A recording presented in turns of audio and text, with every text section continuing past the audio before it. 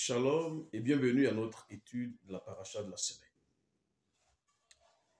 Notre paracha de la semaine est intitulée Matot, qui signifie les tribus. La paracha qui est située dans le livre de Nombres au chapitre 30, à partir du verset 2 à 3, il est dit ceci.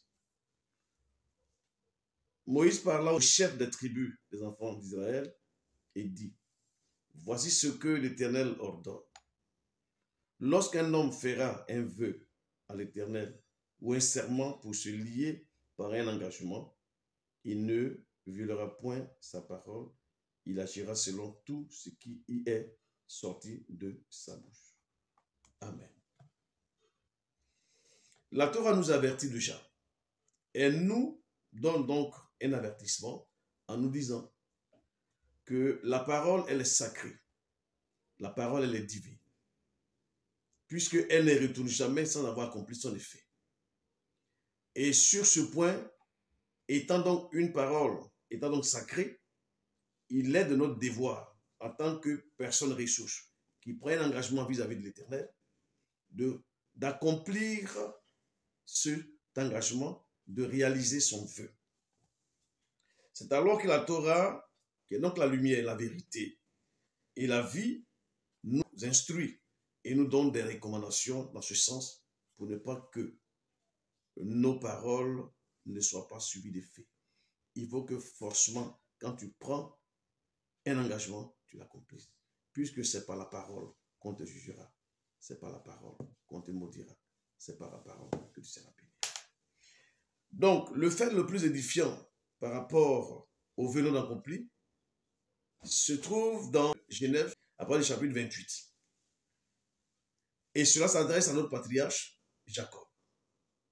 Lorsqu'il fuyait son grand frère Ésaü pour aller se réfugier sur son oncle Laban, et sur son parcours, il va donc passer la nuit à Bethel.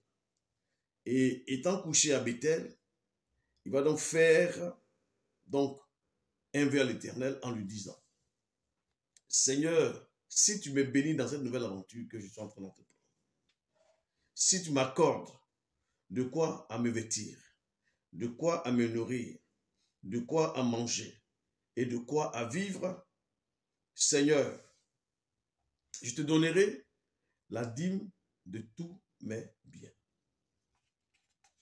C'est alors que le Seigneur, qui est un Dieu vivant et puissant, le Seigneur, sa parole est oui et amen. Lui, ses promesses, il les tient. C'est pourquoi on l'appelle El Shaddai. Il va donc déverser sur la vie de Jacob une abondante bénédiction, au point où Jacob va donc avoir un grand troupeau de bétail, des esclaves, des hommes de main, vraiment des chameaux, tout ce qu'il faut, avec des biens considérables. Et Jacob, ayant eu tous ces biens, va donc oublier le serment qu'il avait fait devant le Seigneur. C'est alors que le Seigneur va donc envoyer sur la vie de Jacob, notre patriarche, des calamités pour le ramener à l'ordre. Parce que une parole déclarée, elle vit dans l'atmosphère. Et Isaïe nous dit ceci, que la parole ne retourne jamais sans avoir accompli son effet. C'est alors que le Seigneur va donc lui envoyer des signaux de malheur. Il va d'abord mettre en marche le dévoreur pour le déstabiliser moralement, matériellement et financièrement. Ainsi, premièrement, il lui envoie son frère Ésaü pour venir à sa rencontre. Mais ce jour, Ésaü avait avec lui 400 personnes dans le but de croiser Jacob et de le détruire. Mais ce jour-là, notre patriarche va donc faire des offrandes et des offrandes considérables à son frère, ce qui va occasionner le rachat de sa vie, puisque les biens que nous acquérons sont pour notre rachat, sont pour nous garantir une vie meilleure, sont pour nous garantir une bénédiction. Alors il va échapper à la mort et ainsi il va continuer son chemin. Deuxièmement, le Seigneur va encore lui envoyer un ange, c'est un ange de la mort. Cet ange de la mort va venir le combattre toute une nuit jusqu'à le détruire sa hanche et à lui faire subir, je pourrais dire, une blessure corporelle, donc physique. Il va endommager son corps physique, afin que lui ressente le mal dans son corps. Mais tout ça, Jacob n'a toujours pas compris ce qui lui arrive comme difficulté. Troisièmement, Dieu permet que la fille du patriarche Jacob, Dina, soit violée par des incirconcis. Quel déshonneur. Mais toujours, Jacob n'a toujours rien compris de ce qui lui arrive. Et pour mettre un sceau à tout cela, quatrièmement, le Seigneur va lui infliger l'une des plus grandes, je pourrais dire, épreuves, c'est-à-dire celle de la mort de Rachel, après la naissance de Benjamin. Malgré les épreuves, la succession des épreuves et des difficultés dans sa vie, Jacob n'a toujours pas compris. Il n'a même pas compris ce qui lui arrive et il ne sait toujours pas pourquoi est-ce que tout ça lui arrive. C'est alors que le Seigneur lui-même, selon Genèse chapitre 5, va donc lui dire ceci. Lève-toi, monte à Béthel. Tu dresseras un autel au Dieu qui t'est apparu lorsque tu fuyais Ésaü ton frère. Le Seigneur va ici amener Jacob à comprendre qu'il avait pris un engagement avec lui et qu'il ne l'a pas réalisé.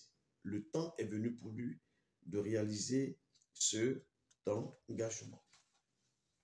Alors, il va donc se lever, partir à Béthel et bâtir l'autel. Et le va lui dire, tout ce qui t'est arrivé, c'est moi qui l'ai occasionné. Dans le but de t'avertir et de te faire prendre conscience de ce que tu avais pris un engagement que tu n'as pas honoré. Donc, bâtis ton autel et fais tes offrandes. Honore donc ton engagement, ce que fit notre patriarche Jacob. En conclusion, comme enseignement. Tant qu'un homme qui a pris un engagement vis-à-vis d'Adonai ne l'a pas réalisé ou n'a pas accompli son vœu, ce temps connaîtra des difficultés. Pourquoi? Parce qu'au plan spirituel, tous ses droits et devoirs seront bouleversés. Et il connaîtra des difficultés énormes. C'est pourquoi j'aimerais te dire, toi qui me suis et toi qui m'écoutes, si aujourd'hui tu es en train de passer par des moments difficiles et tu connais des difficultés dans certains domaines de ta vie, certainement tu as dû prendre des engagements que tu n'as pas honorés vis-à-vis de l'Éternel. Retourne dans la maison, dans le lieu où tu avais pris l'engagement, et va faire des offrandes, va bâtir un autel et demande pardon au Seigneur afin que le Seigneur t'accorde de la fraîcheur et la paix pour que tout redevienne normal dans ta vie et que tu rentres dans ta bénédiction. Au nom de Yeshua HaMashiach. Que le Seigneur te bénisse. À la semaine prochaine. Amen.